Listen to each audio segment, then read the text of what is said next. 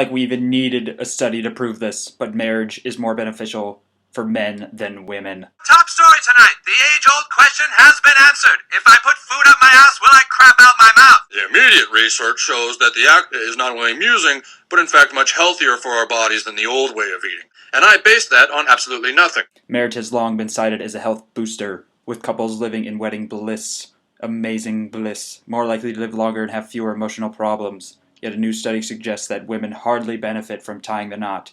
Yes, there's nothing at all about marriage that benefits women, only men.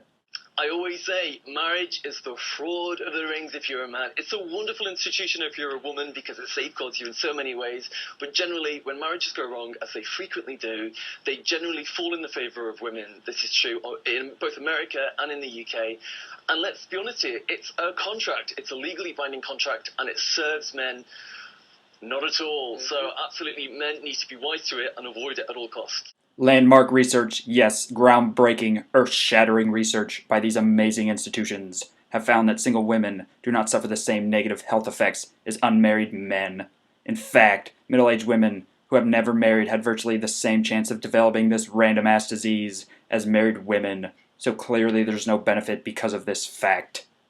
And although they showed slightly higher levels of a biomarker, which signifies an increased risk of breathing problems, it was far lower than the risk of illness for unmarried men. The same was true of a biomarker for heart problems, which was raised 14% in men, but was barely noticeable in women. Yes, this is a clear-cut case of correlation implies causation, and it could not possibly be that more overweight men have more health problems, and not as many women will marry them, and you shouldn't compare the two groups as if they are the same. That logic is complete lunacy. It is very clear that men magically get better heart health when they become married. Not marrying or cohabiting is less detrimental among women than men, said Dr. George Platypus, a population health scientist at the UCL Institute of Education.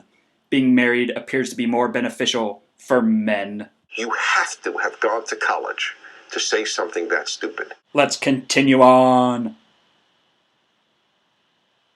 The research has also shown that getting divorced did not have a harmful impact on future health for either men or women, as long as they found a new long-term partner.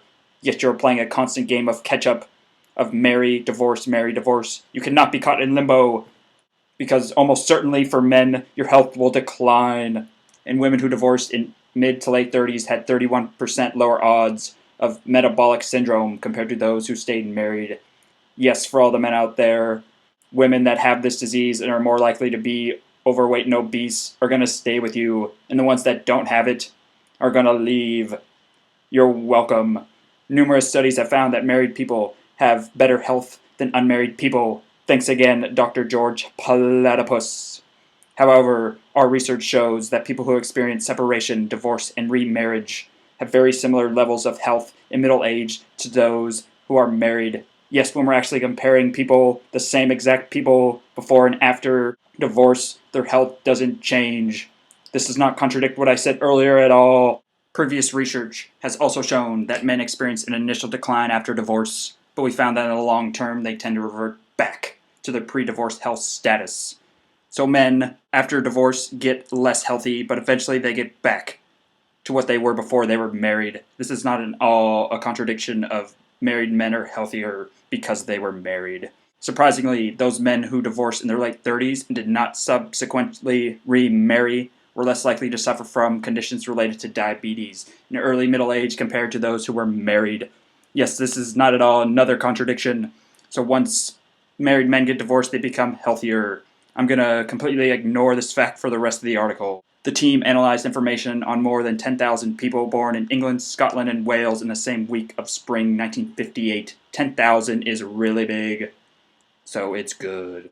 The study is the first to investigate the links between partnership status and health in middle age in a large sample of the population that had undergone medical examination. Oh my god, so many big words relating to statistical studies, so it must be good. Marriage was thought to benefit people because of the myriad of physical and psychological reasons.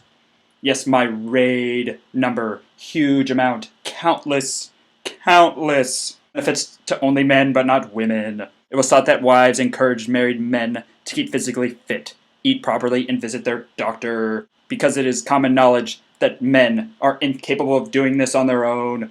They need a woman to make them work out and eat properly. They're helpless without them. Does it benefit men more than women or women more than men? It seems like the benefit, at least in this survey, was for both men and women, although some research in the past has shown that the survival benefit may be more for men, probably because men tend to be more isolated and they rely on their wife a lot to take care of them. Women, in contrast, were thought to benefit emotionally because they value being in a relationship.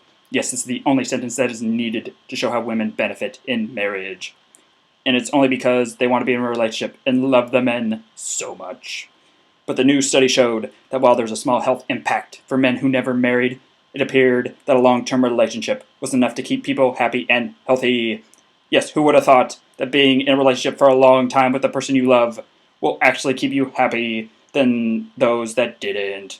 And it's also amazing that a long-term relationship that makes it into old age, those people will be healthier. That's also incredibly amazing, groundbreaking research. However, Harry Benson of the Marriage Foundation said there is more to marriage than health benefits. Yes, clearly you've shown that health benefits come from marriage. Nobody is questioning that. But there's also more specifically about men that marriage has benefits. So many come to mind. I don't think they're giving up on hope on marriage. I think what they're doing is they're looking at it, the cost reward. Men look at things in terms of cost analysis. And the penalties for marriage are so high and the rewards now are so low. First of all, there's legal costs of marriage. There are so many men now who are just saying, you know what, it's just not worth it to me. I'm going to be stuck paying the alimony. I'm going to be stuck paying for child support. And it's not just legal reasons. It's also psychological ones where men feel that basically they don't really have rights in marriage. Women hold all the cards now in reproduction and all kinds of things, and men don't. The whole point of marriage is to affirm commitment that couples make for their own stability and for the benefit of their children. The bottom line is that married parents are far more likely to stay together, independent of age or education. Whether marriage makes couples healthier is neither here nor there. Yes, the whole point of the article about being healthier for men is neither here or there. We need to change it to talk about the children. For God's sakes, you care about the children, don't you? The only thing that matters is that having married parents means that children are far more likely to grow up with both of them under the same roof. Yes, it is true that two people that sign a contract promising to be with each other forever are more likely to be with each other forever than two people that didn't and had a baby out of wedlock. No shit, Sherlock. A major study in 2011 found that being married lowered the risk of premature death by 15%. Being married could prevent your death, and the logical explanation for this statistic of younger people tend to die more of premature death, and the older you get, the more likely you are to be married, is absolute nonsense. Being married could save your life. The previous year research by the World Health Organization found marriage could go all the way. Reduce the risk of anxiety and depression, and those who tied the knot were much less likely to suffer the blues, such a scientific, exact, quantifiable term, than those who stayed single. In 2014, there were more than 3 million cohabiting partnerships and 12.5 million married couples in the UK, according to research by the Office for National Statistics. There were 118,000 divorces in England and Wales. And at first glance, you're like, oh, yeah, divorce isn't a big issue. But then you realize it's only for 1 year. This was an honest mistake, and they're not resorting to trickery in order for men to marry women. The brilliant researchers of this study only have men's best interest at heart. It's not at all that they're part of the marriage foundation that does not create bias in wanting more marriages at all. So this is a message, no, a plea to all the MGTOW out there. You need to be married. Your future health and possibly life depends on it.